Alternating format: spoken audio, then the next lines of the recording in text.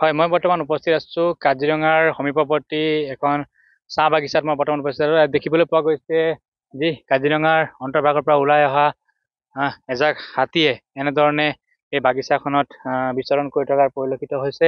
আৰু দেখিবলৈ পোৱা গৈছে কাজিৰঙাৰ অন্তৰ্ভাগত যিহেতু এতিয়া বিস্তীৰ্ণ অঞ্চল জলমগ্ন হৈ আছে, বন্যজন্তুসমূহে ওখ স্থান বিচাৰি ৩৭ নং ৰাষ্ট্ৰীয় ঘাইপথ অতিক্ৰম কৰি দক্ষিণে থকা যি কাৰ্বি পাহাৰ দিশেও গতি কৰিছে। আৰু এনেধৰণে এই যি বাগিচা, এই বাগিচাখনত এতিয়া এনেধৰণে প্ৰায় ৩০টাতকৈ অধিক বন্য হস্তীয়ে এনেধৰণে বাগিচাখনত বিচৰণ কৰি থকা পৰিলক্ষিত হৈছে।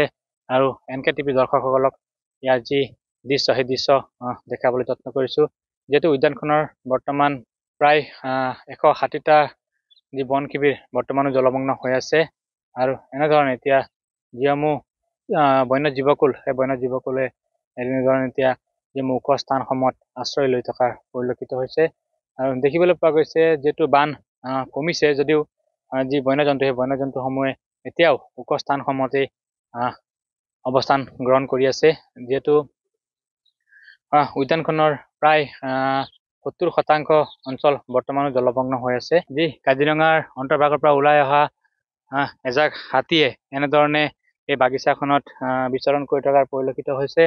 আৰু দেখিবলৈ পোৱা গৈছে কাজিৰঙাৰ অন্তৰ্ভাগত যিহেতু এতিয়া বিস্তীৰ্ণ অঞ্চল জলমগ্ন হৈ আছে, বন্যজন্তুসমূহে ওখ স্থান বিচাৰি ৩৭ নং ৰাষ্ট্ৰীয় ঘাইপথ অতিক্ৰম কৰি দক্ষিণে থকা যি কাৰ্বি পাহাৰ দিশেও গতি কৰিছে। আৰু এনেধৰণে এই যি বাগিচা, এই বাগিচাখনত প্ৰায় ৩০টাতকৈ অধিক বন্য হস্তীয়ে এনেধৰণে বাগিচাখনত বিচৰণ কৰি থকা পৰিলক্ষিত হৈছে।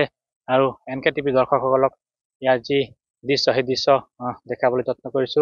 আৰু দেখিবলৈ পোৱা গৈছে যিহেতু বান কমিছে যদিও যি বন্যজন্তু, সেই বন্যজন্তুসমূহে এতিয়াও ওখ স্থানসমূহতে অৱস্থান গ্ৰহণ কৰি আছে। যিহেতু উদ্যানখনৰ প্ৰায় ৭০% অঞ্চল বৰ্তমানো জলমগ্ন হৈ আছে। যিসমূহ বাগিচা আছে, বাগিচাসমূহত এনেধৰণে বন্য জীৱ জন্তুৱে নিজৰ প্ৰাণৰ মমতাত ওলাই আহি এনেধৰণে আশ্ৰয় লৈ থকা পৰিলক্ষিত হৈছে। আৰু NK TV দৰ্শকসকলক ইয়াৰ যি দৃশ্য, সেই দৃশ্য দেখাবলৈ যত্ন কৰিছো।